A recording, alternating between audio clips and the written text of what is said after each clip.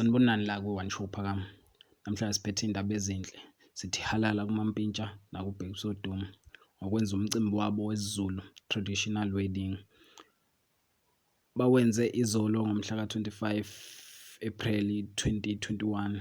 Lo mcimbi kwakumele wenzeke ngonyaka odlule ngey'ngqinamba zempilo zokhuvethe i-COVID-19 kwaphoqeleka ukuthi bewuhlehlise uze ube kulo nyaka ngoba usukwenzeka nje izolo ngoba ubona nazi iy'thombe bekuwenzeka.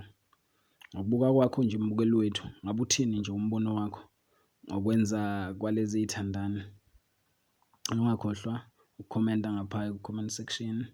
Ungakhohlwa ukusubscribe uma ungakazi subscribe nokulike. Siyabonga.